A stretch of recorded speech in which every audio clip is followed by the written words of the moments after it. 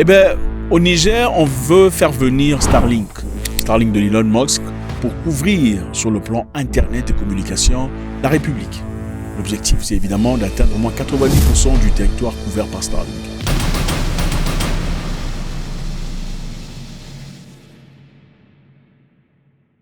Vous entendez dire que votre femme a embauché quelqu'un à votre retour d'un voyage. Vous regardez la personne, c'est le jardinier, le nouveau jardinier de la maison.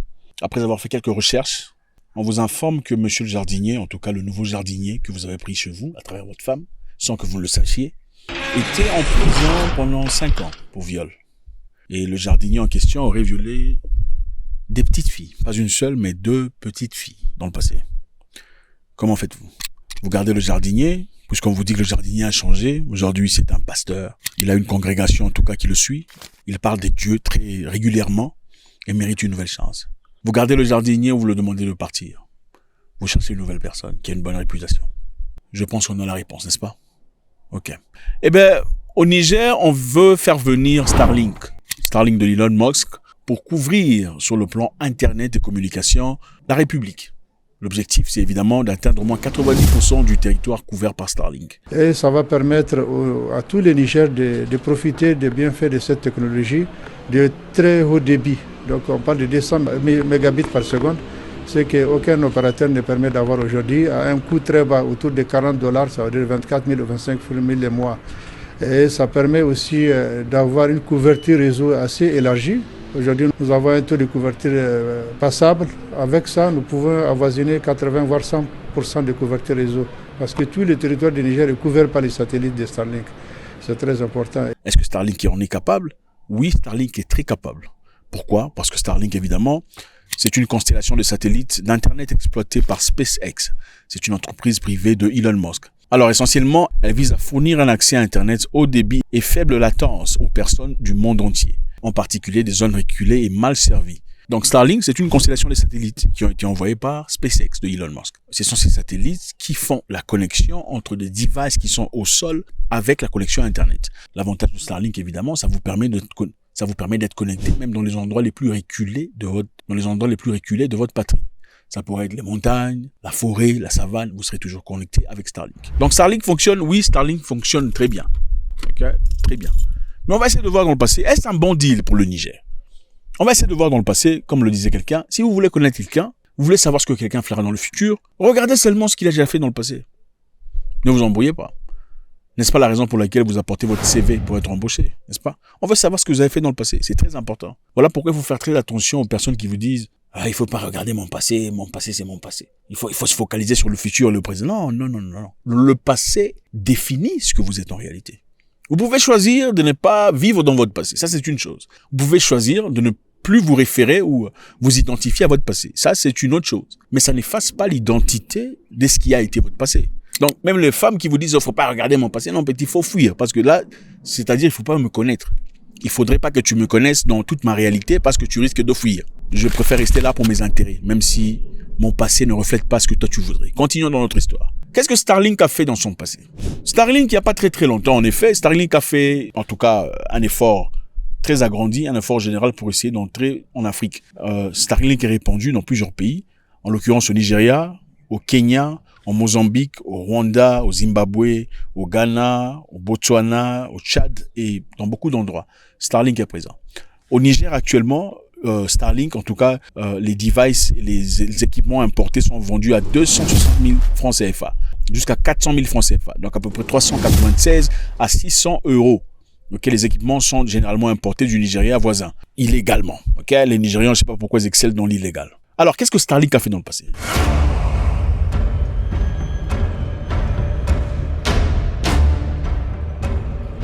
Starlink a essayé d'entrer en Afrique du Sud. Ils ont fourni beaucoup d'efforts pour y arriver.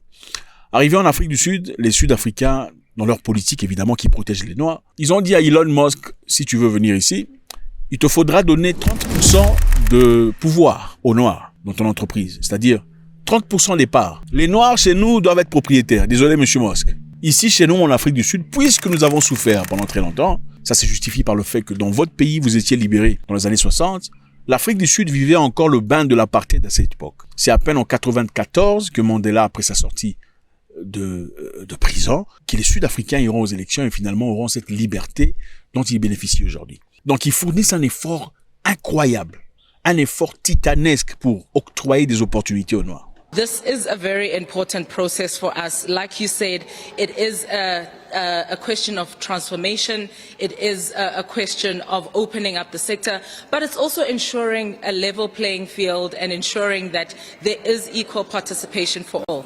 Si vous vous haïssez dans votre pays, parce qu'il y en a beaucoup ici, surtout il y a certains pays, vous vous haïssez entre vous, c'est pas possible. Les Sud-Africains noirs s'aiment beaucoup. Quand il y a des opportunités, ils priorisent d'abord un Sud-Africain noir avant n'importe quelle personne. Même pas les Blancs. Donc, ils ont cette politique qu'on appelle le BEE, où on favorise d'abord les Sud-Africains. Si tu veux emmener ton entreprise chez nous, tu vas donner 30% des parts aux Noirs. Si tu ne veux pas, bye bye. Contrairement à chez vous, on dira, ah non, venez, il n'y a pas de souci à tout ça. Bon, vous en faites pas, donnez-moi quelque chose. C'est tout. Vous fournissez un peu d'argent aux ceux qui sont établis. Pour le reste, on s'en fout. C'est ça. C'est comme ça que vous vivez dans vos pays. Voilà pourquoi il y a des rébellions. Voilà pourquoi il y a des gens qui se font. Non, c'est ça, c'est pour ça comme ça. Bref, continuons notre histoire. Elon Musk, après avoir examiné cette demande, cette politique sud-africaine, il n'a pas aimé. Il a dit pourquoi je dois donner 30%. En tout cas, c'est pas gratos. On doit acheter 30% de ton entreprise. Il refuse. Il dit non. C'est racialiste et raciste. Inacceptable. C'est alors, et la raison pour laquelle jusque-là, Starlink n'est pas encore établi en Afrique du Sud. Bon. Après cela, qu'est-ce qui s'est passé? Il y a quelque temps, Donald Trump était vraiment furieux et a accusé l'Afrique du Sud d'être un pays raciste. Pourquoi? Parce que d'après lui, l'Afrique du Sud et son gouvernement étaient en train de prendre les terres qui appartiennent aux Blancs et les donner aux Noirs. The leadership is doing some terrible things, horrible things. So that's under investigation right now. We'll make a determination.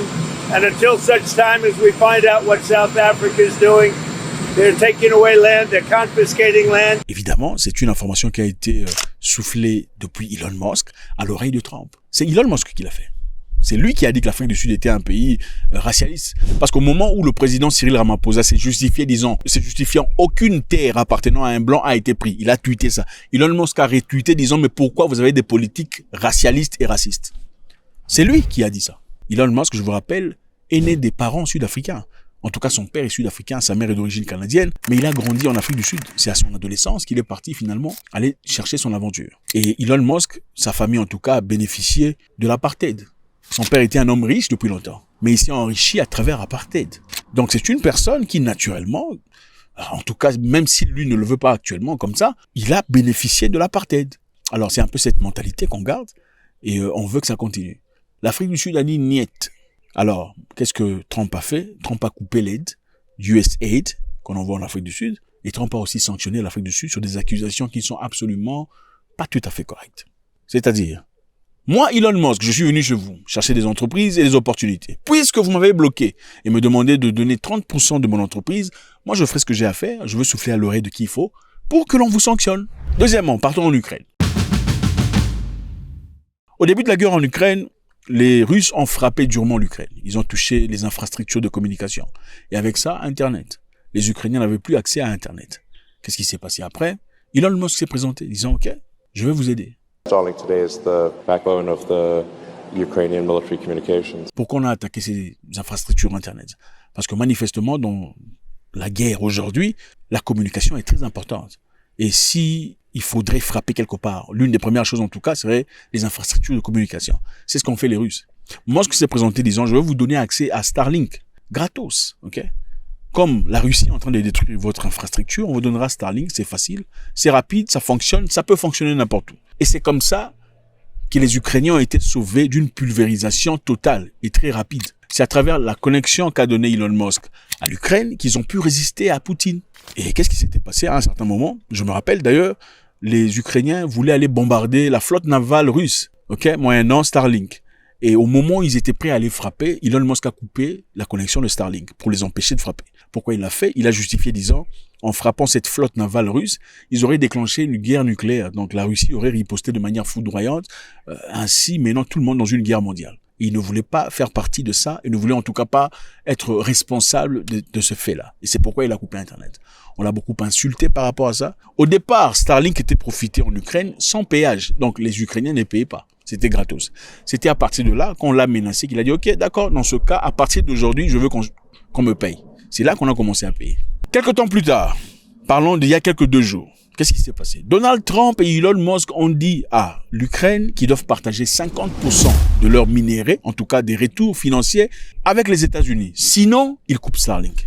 How close are you to striking a minerals deal? I think we're with pretty Ukraine? close, yeah. I think they want it, and they feel good about it, and it's significant, it's a big deal, but they want it, and it keeps us in that country, and they're very happy about it, but it's, we get our money back. L'Ukraine est obligée de partager 50% de leur pétrole, de leur gaz, de leur uranium, de tout ce qu'ils ont chez eux, avec les États-Unis d'Amérique, à hauteur de 500 milliards de dollars, sinon on coupe Starlink. C'est ça le deal qu'on le présente. Les États-Unis vont présenter aux Ukrainiens une certaine forme de défense, de protection, au cas où la Russie attaquait encore, mais en retour, ils veulent 50%. C'est une obligation. Ce n'est pas une demande. Si les Ukrainiens ne les respectent pas, on va couper Starlink. On rentre un peu dans l'histoire. Donc, Elon Musk est venu en Afrique du Sud, cherchant accès au marché sud-africain. Les Sud-Africains ont été très clairs dans leur politique. Ici, chez nous, si vous venez, il n'y a pas de souci, moyennant 30% des acquis de votre entreprise. Allons de l'avant. En Ukraine, ils ont demandé 50% des acquis, 50% des minéraux ukrainiens, 50% des retours. Sinon, on coupe Starlink. C'est-à-dire que monsieur est rancunier. Okay? Il arrivera un moment, manifestement, même au Niger, si vous faites des choses que eux n'aiment pas, on vous coupe Starlink. Je vous rappelle ici que l'objectif, c'est d'avoir au moins 90% d'éclairage, 90% de couvert, 90% de présence de Starlink au Niger. C'est bien. Est-ce que ça fonctionne? Oui, Starlink fonctionne de manière très efficiente. C'est très rapide, ça fonctionne, c'est vrai. Mais 90% de contrôle veut dire 90% de communication. Ça veut aussi dire qu'il n'y aura essentiellement pas de secret pour Elon Musk et son équipe. Si vous avez un pays étranger, d'accord, qui vous donne de services aussi sensibles à ce point, la communication du président, la communication des agents de sécurité, la communication du pays, comment est-ce que vous pouvez dire non à ce pays? Ça devient très compliqué, n'est-ce pas? Pourquoi les Africains ne peuvent pas aller chercher ces services auprès d'autres Africains? Point d'interrogation. Pourquoi? Parce que les Africains ne se concentrent pas sur le développement sur le plan technologique. C'est ça le problème. On ne se concentre pas, on n'investit pas dans la technologie. On n'investit pas dans l'infrastructure. La communication est très difficile. La Chine a son moyen de communication. L'Ukraine, la Russie a son moyen de communication. Certains pays européens ne sont pas dépendants de Starlink pour fonctionner. Les Africains ont besoin de quelques entités extérieures. C'est incroyable. Pendant que nous avons tout ce qu'il faut. Tout ce dont ils ont besoin pour fonctionner, ils viennent chercher en Afrique. Alors, est-ce une très bonne idée venant du Niger de donner aussi grande partie à Elon Musk, aussi grande responsabilité? Point d'interrogation. Vous savez, je me souviens il y a longtemps, dans un pays africain, il y avait un seul service de télécommunication. C'était dans les années 90. Quand les téléphones portables venaient à peine, c'était prestigieux d'en avoir en tout cas. Un seul entreprise de télécommunication et ça coûtait et c'était très cher. Ça coûtait les yeux de la tête. Quand quelqu'un avait un téléphone portable, on considérait que c'était soit un agent du gouvernement ou quelqu'un de très riche. Qu'est-ce qui s'est passé ensuite? Il y a eu quelques temps plus tard, le président de la République a imposé la présence d'autres services de télécommunication. À leur arrivée, quelques temps plus tard, le prix a complètement baissé. Pourquoi? À cause de la compétition. La compétition est très nécessaire. Donc, si tu vas donner à quelqu'un une grande partie ou un travail aussi énorme, dans ce cas, il faudrait diversifier. Et en tout cas, pas 90%. Faites-moi savoir ce que vous en pensez, c'est toujours avec beaucoup de plaisir. Je vous rappelle encore une fois ici, Starlink dans le passé n'était pas très content avec l'Afrique du Sud, puisqu'on lui a rendu la tâche difficile, d'après eux, en leur demandant de donner 30% de leurs acquis ou de leurs biens. C'est racheté par les Noirs sud-africains. Ils n'ont pas voulu ça. Ils ont incité M. Trump à imposer des sanctions. Starlink en Ukraine, après avoir demandé 50% des minéraux ou des revenus des minéraux ukrainiens, et qu'ils ont reçu une réponse négative, on dit qu'ils couperaient accès à Internet à l'Ukraine. Alors, Starlink aujourd'hui risque de venir au Niger et couvrir à peu près 90% de l'étendue du pays. Alors, on se pose la question, est-ce une très bonne idée ou pas? Serait-ce peut-être un moyen initial ou peut-être de pouvoir commencer à avoir de la communication jusqu'à ce qu'on puisse réfléchir à un moyen alternatif plus tard? Point d'interrogation. Faites-moi savoir ce que vous en pensez, c'est toujours avec beaucoup de plaisir. God bless.